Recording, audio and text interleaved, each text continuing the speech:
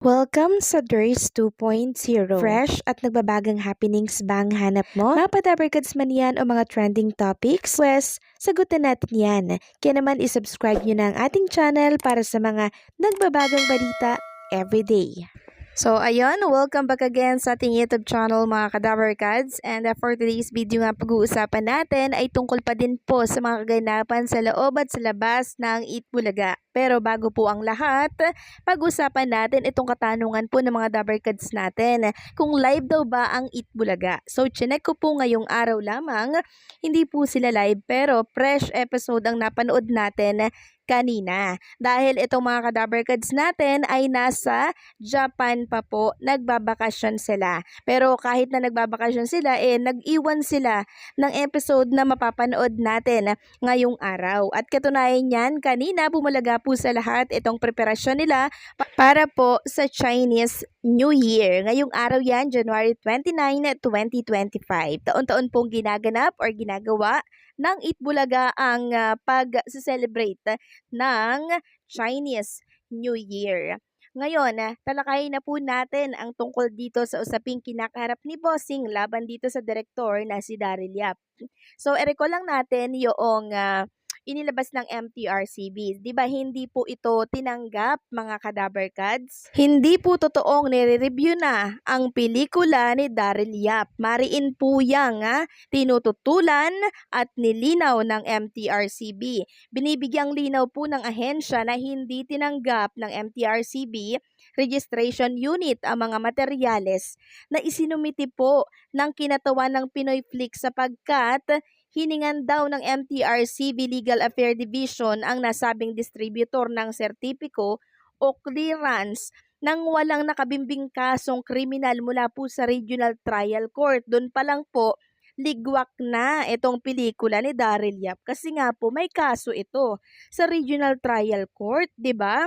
Sertipiko o clearance po ang hinahanap na walang nakabingbing kaso sibil mula po sa Department of Justice at sertipiko o clearance na walang nakabimbing kasong administratibo mula po sa Office of the City Prosecutor.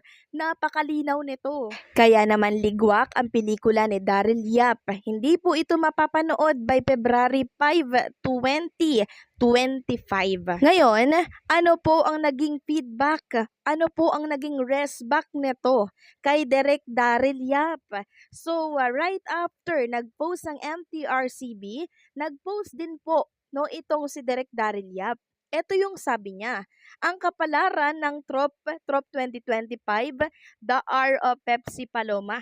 So, ginagamit niya pa rin yung the R of Pepsi Paloma na napakapangit pakinggan.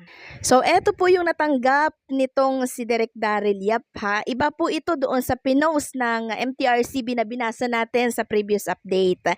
Sabi dito, Dear President Olinares, greetings from the Movie and Television Review and Classification Board or MTRCB. We write in relation to your application for permits to exhibit with the MTRCB for the film Pepsi Paloma. Considering the controversy surrounding the aforementioned film and in view of Section 3C, Paragraph 7 of the Presidential Decree Number 1986, PD Number 1986, which explicitly prohibits the exhibition of materials that pertain to a matter sub judice in nature, the board, prior to the review of any material related to the said film, hereby requests a certificate clearance of no pending criminal, civil, or administrative case lodged or filed under the following jurisdiction. So, merong tatlong binigay: Regional Trial Court, Muntinlupa City, Department of Justice, Taft Avenue, Ermita, Manila, and Office of the City Prosecutor, Muntinlupa City. So, dun palang ligwak dahil meron pong pinagtatalong ng kaso tungkol sa movie na yan. So, hindi ito maipalalabas sa lahat ng sinihan. So, ano po ang magiging second choice? Mamaya pag-uusapan natin yan. Sabi pa dito, we clarify, however, that this is not a prohibition for exhibition nor an outright prejudgment of the content of the film.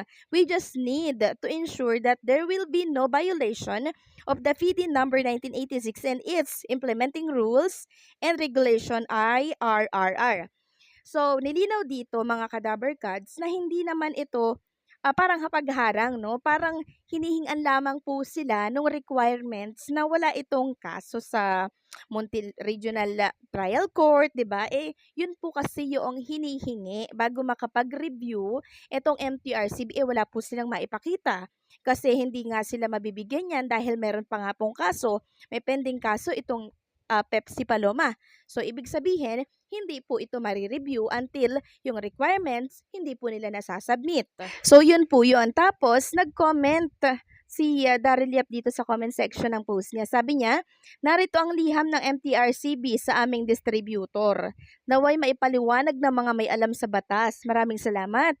So, para pong nanghihingi siya ng saklolo, nanghihingi siya ng tulong sa mga abogado po dito sa social media. So, anong ginagawa po ng attorney niya na si Attorney Raymond Fortun? Siguro naman po ay maipaliliwanag yan sa kanya ng maayos, hindi ba? Bakit parang dito sa social media siya humihingi ng saklolo naway maipaliwanag daw ng mga may alam sa batas. So, humihingi siya ng saklolo sa social media, humihingi siya ng atensyon sa mga netizen, no? So, sabi dito ng mga ilang commentor, it's game over, it's quite impossible na mag-issue ng clearance ang Muntinlupa RTC. Doon pa lang sa desisyon na pinaboran yung habeas data, mahuhulaan mo na i-convince ang court na walang enough factual basis yung teaser and libelous in form kaya pina-shutdown. The worst, pinale, napapatawan ka ng guilty or libel suit start to become a reality. The only reason bakit inallowed lang ng court ang movie is because hindi pa nila nakikita ang movie. But given na same lang din ang content ng teaser and movie, most probably patong-patong na libel case ulit ang madadagdag if ever ma-release yan. So, ganun pala yun mga Kadaver Cads, no? Mas matindi pala yung kakaharapin ni Daryl Yap once na-release ito. 'Di ba?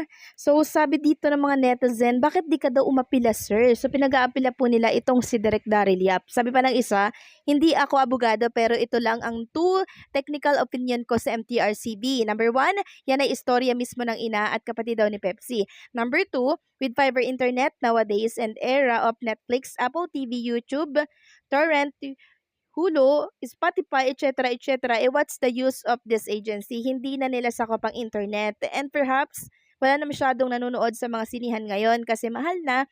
Wala na din masyadong nanonood sa traditional TV at nakikinig sa mga AM, FM radio. O again, what's the use of this agency daw sa panahon ng internet ngayon? So, kung siya daw si Daryl Yap, sa mga Netflix, Apple TV at Hulu na lang daw ipapalabas yan para wala daw istorbo na MTRCB. Kaso may nag-comment dito na pag may kaso kahit sa Netflix, di yan tatanggapin. So, ayun mga Kadaver Cads, mas matindi. Ibig sabihin, magiging abonado po si Direk Daryl Yap dito kasi di siya kumita eh.